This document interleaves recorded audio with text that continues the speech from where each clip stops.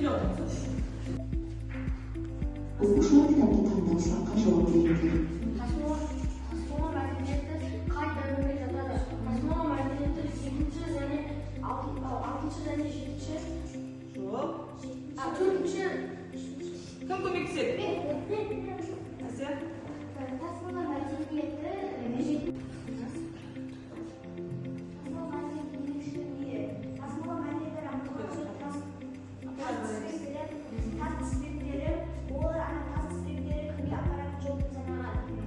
Оның ұзындығы қанша тізбектердің? 200 немесе 30 метр, 200 метрге 20 метрден 200 метрге бар. Тасмала мәдениетін зерттеуші ғалымдар әлди марғұлан және Қадырбай. Жақсы. Отырамыз оқушылар, қолымызды көтереміз.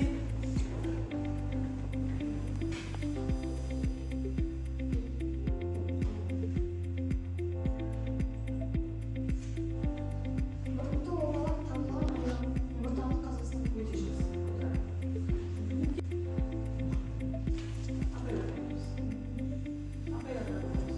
Тасмала мәдениеті қай тайпаға тән? Сақ массагеттер тайпасына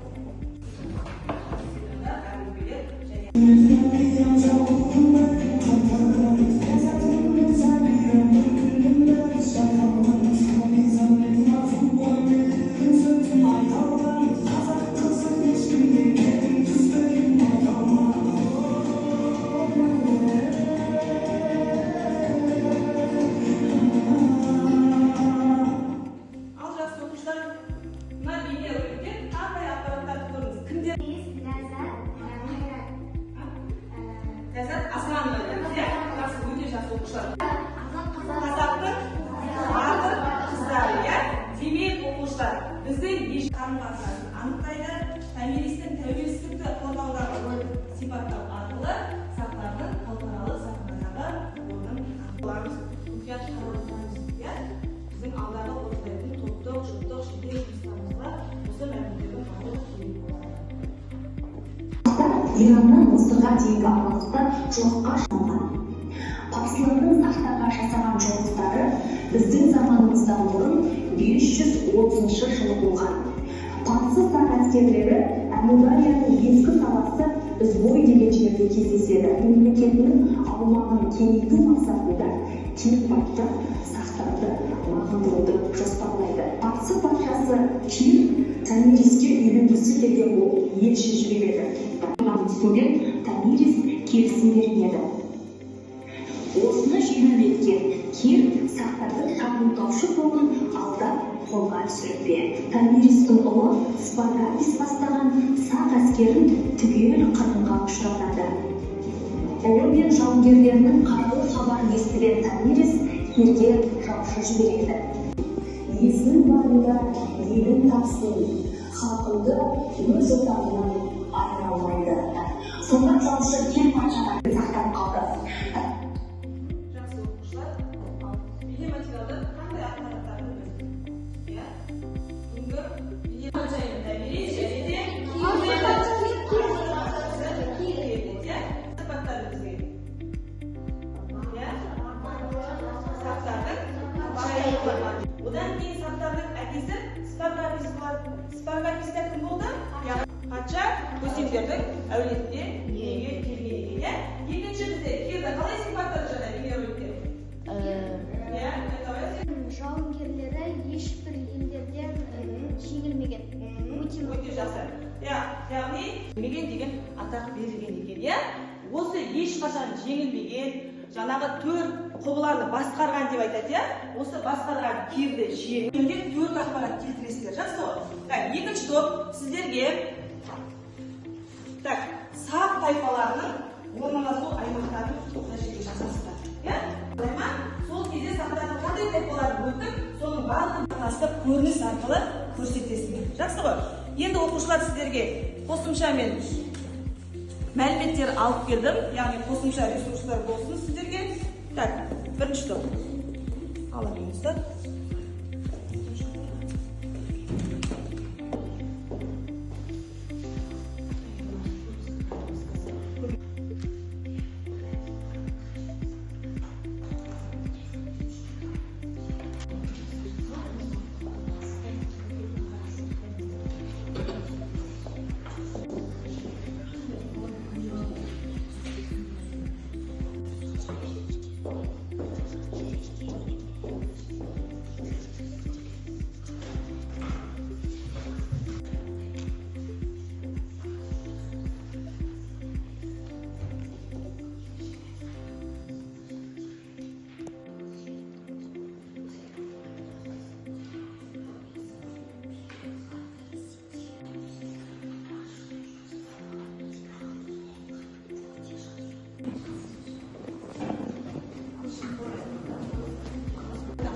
Tayfalar, massagitler, havmalar, paradarya, tigrahavlar, massagitler, arimpaslar, sidonlar, argipeyler.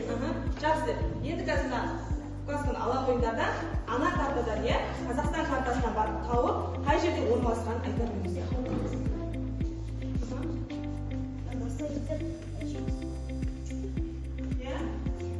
Орталығында орналасқан. Paradarya ол Арал маңында орналасқан. Арал теңізінің маңында орналасқан. Havmalar, Жағымен тұрамыз.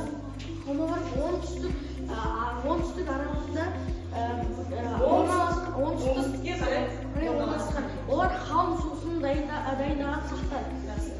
Адамды қарап. Осы шығарамыз. Орналасқан. Өте жақсы. Аргипелер ол солтүстік батыста орналасқан. Жақсы. Келесі ажанды қарап. Қазақстанның Қай жерде? Орталығында болады. Жақсы. Сақтар бөлімінде өтті. Біздер сақтардың обасынан табылған дедік, алтын қапсыма ретінде осы бишұлы қазір қайда орналасқан дедім? қазір Ең таңбамыздың жоғарғы бөлімінде орналасқан дедік, осы бишұлымен сіздерді бағалап өтейін.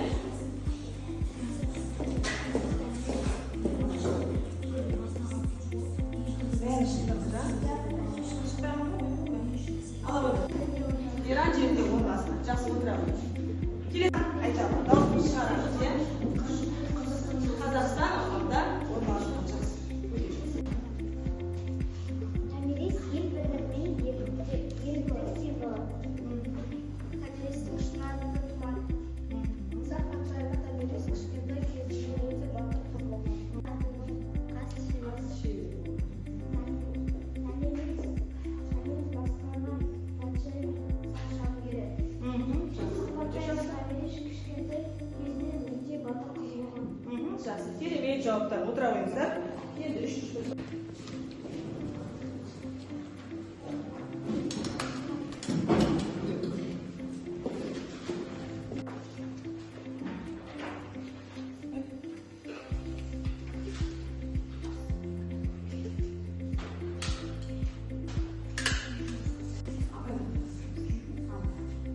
Ежелгі заманда Еуразия даласында сақ тайпалары өмір сүрді. Бұл елдің билеушісі батыр да дана сақ патшайымы еді. Ал парсы елін кел басқарды. Екі ел арасындағы қарым-қатынас бейбіт басталып, үлкен қақтығысқа ұласты. Парсы патшасы Кир Томириске үйленгісі келген болды. Құда түсуге елші жіберді. Үйленіңіз, массагеттер патшаның билеуді көздеп отырғанын сөзге Томирис келісім берді. Осылай сылтау еткен Кир массагеттерге қарсы ашық соғысқа шығады. Томирис жаушыны шақырды. Жауыз кісі, жауыз кейде сөз бірлеп мұқият жетпес. Айламен жеңген жеңісіне жетпес. Есінің барда ер тапсын. Халқымды жерінен, елімді өз отанынан айыра алмайды. Парсы елшісі келге былай деді. Аса құрметті Кир патшасы, сізге сақ патшайым жерінің жаушы елші. Кірсін. Дат патша, Атын болса, Томирис патша, ел үшін, жер үшін күресіп айтты. ендеше соғыс басталды. Арада шайқас бастады. Кир жеңіліп келдің басын алды. Сені жеңіп басындағы жалғыз ұлымды қолықпен қолға түсіргенім үшін кегімді алдым. Елімді жаудан қорғадым. Томирис патшаның сертіне жетті. Томирис қол басшылық ерлігімен ұлы тұлға ретінде танылды. Жақсы, өте жақсы. Отырамыз. Орындаймыз, мына жерде бізде өзіміздің осы сақтар бөлімі бойынша өткен тұлғаларымыз тұр, және оның мына жерде анықтамалар тұр. Кім екені жақсы ма?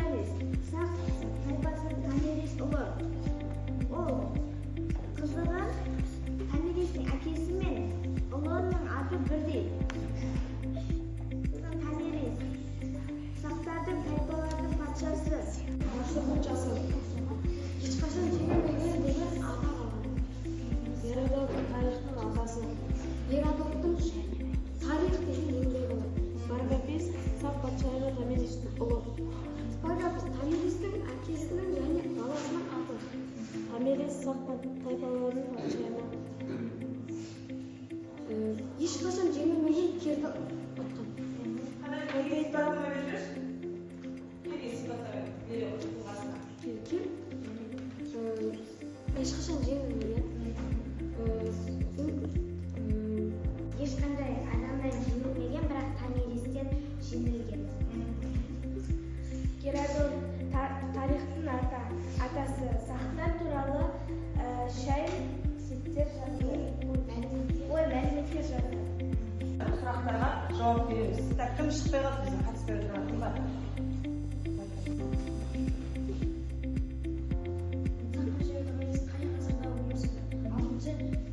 Алтыншы ғасырда өмір сүрді, иә?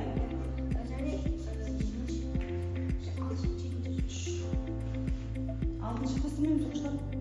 Алтыншы ғасырда өмір сүрді, иә? Қай жылдары? 570 және 520 жылдары. Жақсы. Отырамын.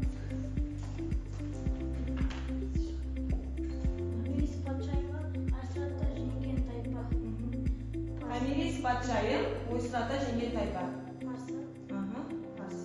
Шаға қояқта жауап бере қой. Кел, Айхан, тез келе қой. Бұған 1 балл беріледі. Әр сұраққа қойып отырсыздар ғой, тоқпашылары балл берген.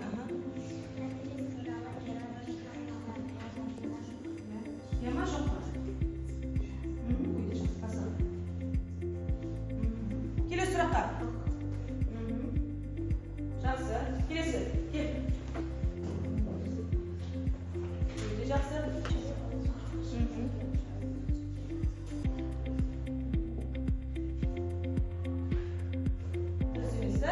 Кем ұлы жорыққа шықпады. Шықты ғой, сақтар қасы шықты ғой. Жақсы, келесі сұраққа.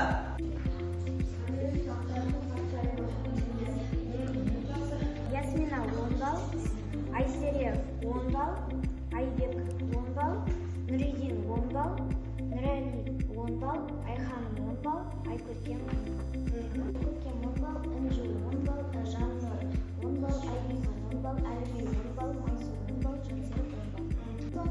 Жанар 10 балл, Алинұр 8 балл, Амир 8 балл, Ханали 10 балл, Нұрдаулет 8 балл.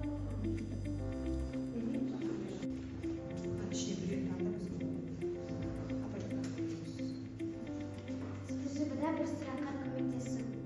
Жақсы.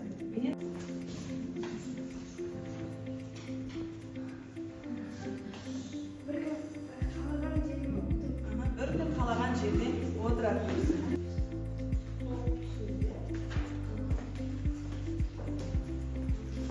Кейін байтақ жеріміз, иә? Көріп тұрсыздар, иә? Осы кейін байтақ жеріміз бізге оңайлықпен келген жоқ, солай ма? Қанмен, термен келіп отыр, иә? Яғни ежелгі жаңағы бабаларымыз сақтап бізге осы жерді аманат етіп кетті. Енді осы жерді сақтау, қорғау ол сіздердің және біздің міндетіміз, иә? Енді тәуелсіз елдің ұрпақтары мен сіздерге сенемін деген тілекпен осы сабақты аяқтаймын. Жақсы, сау болыңыздар.